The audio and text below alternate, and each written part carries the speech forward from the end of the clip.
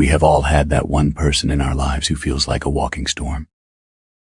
It might be a critical parent, a passive-aggressive colleague, or a friend who thrives on drama. The moment you see their name on your phone, your stomach tightens. You spend hours rehearsing what you'll say to them and days recovering from the energy they've drained.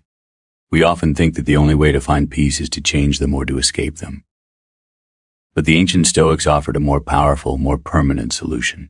True peace is found not in the absence of difficult people, but in the presence of an unshakable mind. The secret to social peace isn't about winning the argument or getting an apology. It is about reclaiming your power. It is the realization that no one can hurt your soul unless you give them permission to do so. Let me tell you the story of Thomas. Thomas worked in a high-pressure office where his desk was right next to a man named Julian. Julian was the definition of a difficult person. He was arrogant, he took credit for others' work, and he had a comment for every mistake Thomas made. Thomas tried everything. He tried being extra nice, he tried arguing, and he tried ignoring him. Nothing worked. Julian was like a stone in Thomas's shoe.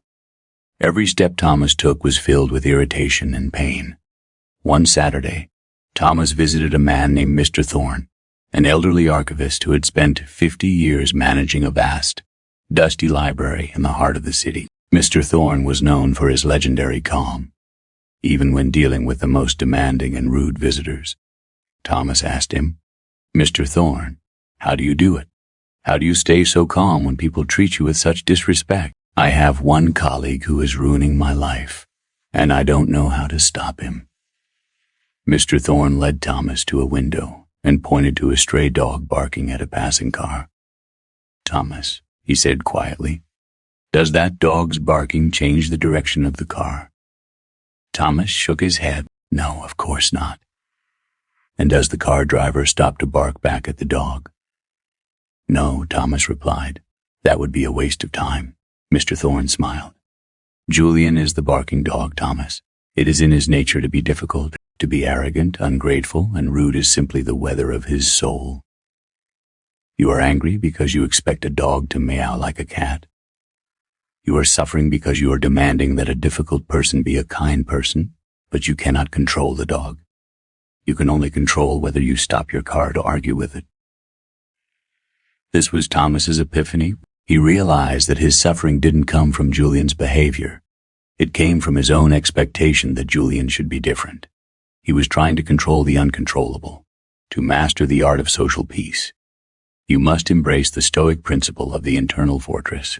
Marcus Aurelius, the Roman emperor, began every morning by telling himself, "The people I deal with today will be meddling, ungrateful, arrogant, and dishonest."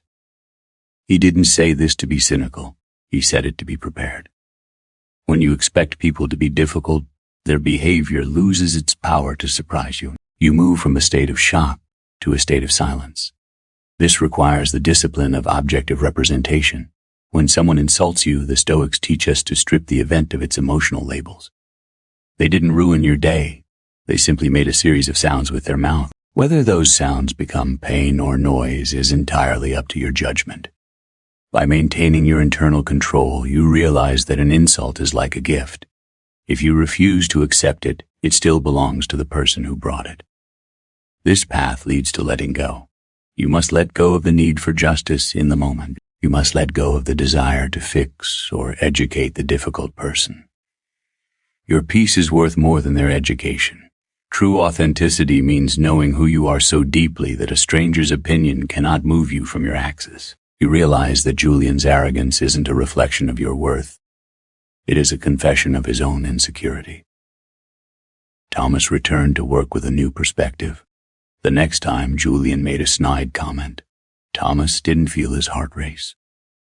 He didn't look for a clever comeback. He simply looked at Julian with a quiet, neutral curiosity. He saw the barking dog and chose to keep driving his car. He practiced the Zen of non-reaction. Julian, sensing that he could no longer hook Thomas's emotions, eventually grew bored and looked for a new target. Thomas hadn't changed Julian, but he had changed the only thing that mattered, his own response. He found that the stone in his shoe was no longer a source of pain because he had grown a thicker skin. the armor of the mind. Remember, difficult people are the gym of the soul. They are the weights you lift to become emotionally strong. Every time you deal with a difficult person without losing your center, you are gaining self-mastery. Reclaim your peace today. Stop expecting the barking dog to speak in poetry. Accept that some people are simply difficult, and that it has nothing to do with you. Build your fortress, maintain your silence, and understand that the ultimate victory over a difficult person is not to become like them. Be the lighthouse. Let the storm rage around you. For it is in your refusal to be moved that you finally find the social peace you've been searching for.